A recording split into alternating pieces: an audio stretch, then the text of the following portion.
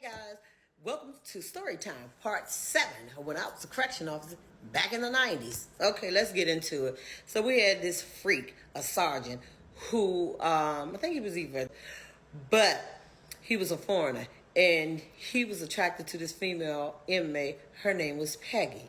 Peggy was Puerto Rican and she was beautiful. She was a pretty girl. So, well, Peggy was in my unit, South 1. And I'll just never forget how as soon as the count clear from the control center and they call on the intercom, the count clear, that means when the count clear, you let all the inmates out. So when you let the inmates out, a lot of times they go to the TV room or they want passes to go to the infirmary or law library or to their assigned detail, because some of them have details and things like that. But Peggy, she didn't have to do that because this sergeant would, as soon as that count cleared and maybe about 10 minutes after everybody is on the floor, the female inmates and everything on the floor, he come to pick Peggy up. So he would escort Peggy to wherever she had to go. But come to find out, he wasn't escorting her nowhere but to his little secret spot. Because, of course, he was a sergeant. Sergeants, lieutenants, captains, and the majors, they had keys to everywhere in the jail.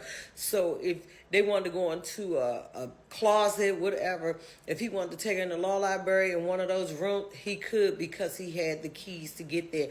And a lot of times when you're an officer, you see, but you don't see. Because at the end of the day, you got to work there. So you see and you don't see. And he used to just pick Peggy up, and sometimes he would be at the gate. He'd be like, gate 1. We were like, shit, here comes this freak. And he would be like, and Peggy be standing right there because she knew. She was like, oh yeah, I already know he coming for me. And he'd be like, oh yeah, officer whoop-de-whoop, which is me. Or either he would say to Kim, he'd be like, okay, I'm going to take Peggy on up to the law library. Or he would say he taking her to infirmary. Or he was taking her to a detail.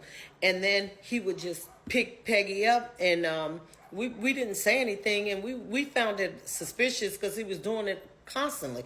It was like a repeated kind of thing, and it was like, damn, every time you turn around, as soon as the count kid, we knew he was coming down there to get this girl. Come to find out, he had been having sex with Peggy the entire time. So like I said, you see, but you don't see, because you don't want to get caught up into that. And then, you got to work this. So, and he was a sergeant.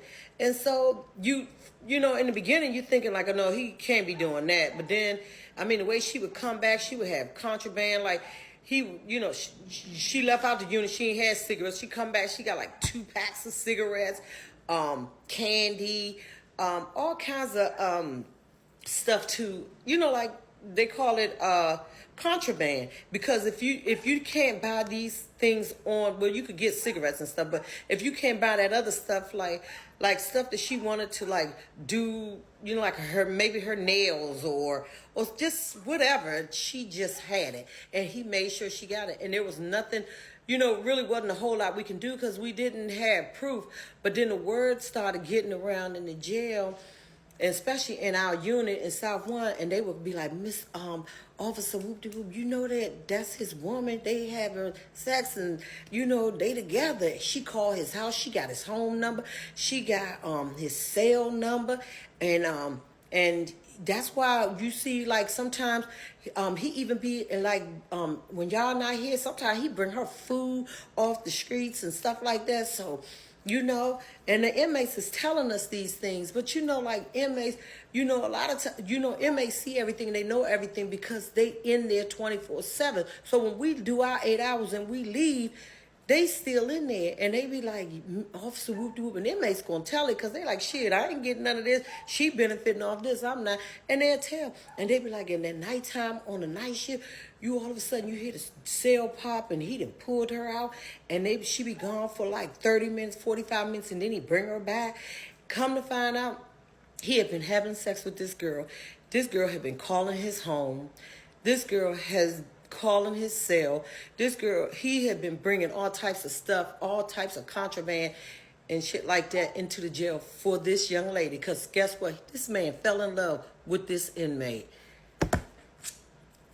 Now, y'all ain't heard the worst part. Well, that is the worst. That is worse. But it gets even worse because guess what? His wife, She was a case manager at the jail.